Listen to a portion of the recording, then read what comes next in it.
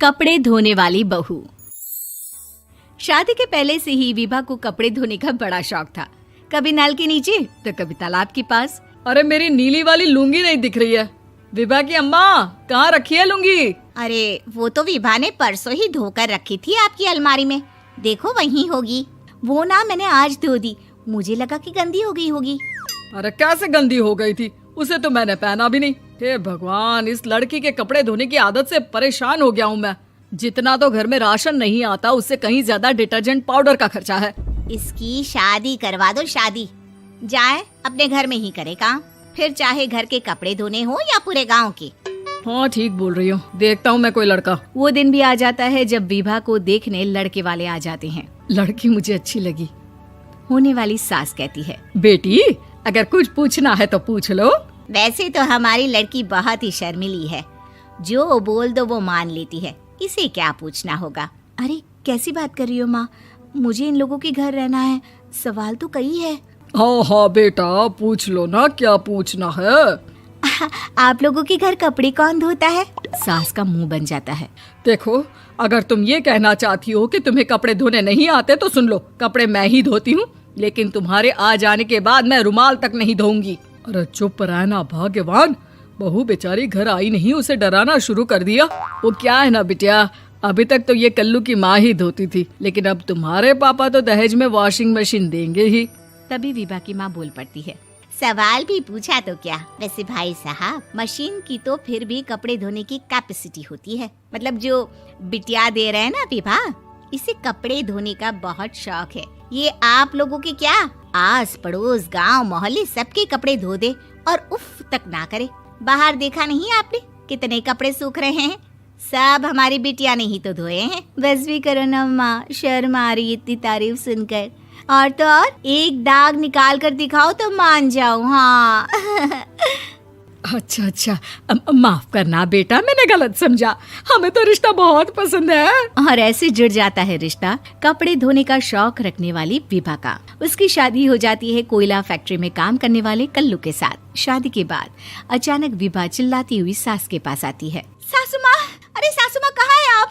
ये तो धोखा है, धोखा दिया आप लोगों ने मुझे। इसे ससुर के चक्कर के बारे में पता चल गया। अरे तो उसमें तुझे क्यों धोखा मिला है? अरे नल में पानी नहीं आता, कपड़े कैसे कब धुलेंगे? अच्छा, तू पानी नहीं आ रहा उसकी बात कर रही है। तो आपने क्या सोचा? कुछ नहीं। अच्छा हाँ, तेरी माँ ने कहा था कि कपड़े धोने का शौक है तुझे, याद आया मुझे। शौक बोलकर कपड़े धोने वाले मेरे जुनून को कम ना आके सासू माँ, कपड़ा धोना मेरा गुरूर है।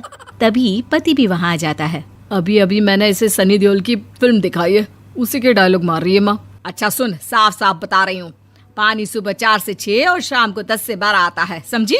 विभा टाइमिंग सुनकर हैरान हो जाती है। ये क्या भूतों का मोहल्ला है? सुबह 4 बजे उठकर कौन कपड़े धोता है? 4 बजे टंकी में पानी जाता है, फिर सारा दिन धोना ना, किसने मना किया?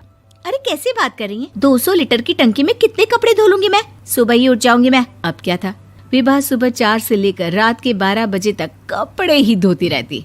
एक रोज सास पड़ोस से निकलकर कहीं जा रही होती है कि साथ वाली कहती है, हाँ कल्लू की माँ, जरा ये बताओ कि 2 साड़ी है, 2 ब्लाउज और एक पेटीकोट और एक नाड़े वाला लंबा कच्छा। हाँ तो? अरे तो क्या, कितना लोगी धुलाई ये बताओ। धोबन दिख रहे हैं हम क्या? हमारे पति सरकारी नौकरी से अभी रिटायर हुए हैं और बेटा सुपरवाइजर है कोयला फैक्ट्री में। धोबन समझ रखा है हमें। हाय रे कल्लू की अम्मा, माफ कर दो, वो तो मोहल्ले में यही सब बता रहे थे कि तुमने बहू को कपड़ा धुलवाने के काम में लगा दिया है। सास को पड़ोसन की बात सुनकर गुस्सा आ जाता है। वो घर पहुंचती है जहां घर के बाहर ही इतने सारे कपड़े सूख रहे होते हैं जितने कि किसी धोबन के घर पर। अरे ओ कल्लू की दुल्हन, बाहर निकल। माँ जी यहीं आ जाओ, बाथरूम में चादर धो रहे हैं हम। अरे अभी हम धोते हैं, तुमको बाहर निकलो। ये आस पड़ोस वाले बोल रहे हैं कि हम बहू से कपड़े धुलवा कर उसे कपड़ा धोने वाली बना दिए हैं। अरे छोड़ो ना माँ जी, किन लोगों की बातों में आती हो? आस पास के लोगों का तो काम ही होता है कि वो किसी तरह सास बहू को लड़ा दे। बहू सारे घर के कपड़े धोती है, ये क्या कम है? बोलिए। सास को भी लग जाता है कि वो बहू का ये सनकीपन नहीं छुड़वा सकती, इससे अच्छा है कि खुद ही चुप हो जाए। एक रोज सास और बहू मंदिर जाते हैं, जहाँ सास की साड़ी वहाँ खड़ी भीख मांगने वाली से मिलती है। माँ जी क्या बात है, आपकी साड़ी उस भिखारन से कितनी मिल रही है ना? हाँ हाँ देखो तो, दोनों की साड़ी मिल रही है। क्या बात है कल्लू की अम्मा, तुम खुद को तो अफसर की बीवी बताती हो और ऐसी सिंपल सी प्लेन साड़ी पहनकर घूमती हो। सिंपल और प्लेन नहीं है ये साड़ी। तो क्या सोने के धागे से फूल बने हैं? कुछ भी सासू माँ, कुछ भी। हाँ बने थे इस साड़ी में सोने के धागे से फूल। मेरे पति लेकर आए थे मद्रास से स्पेशली मेरे लिए 10,000 की। ताहे भाई साहब इस भिखारन के लिए भी सेम टू सेम साड़ी लेकर आए होंगे 10,000 की।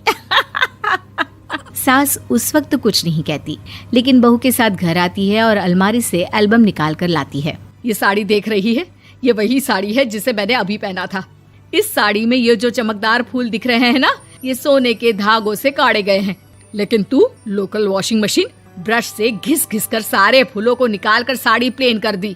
मुझे माफ कर दीजिए सासू माँ। और तो और, जब मैंने तुझे तेरी गलती के लिए कुछ नहीं कहा, लेकिन तूने तो सबके सामने मेरा मजाक ही बना दिया। क्यों? बहू को समझ में आ जाता है कि अब से उसका कपड़े धोना बंद।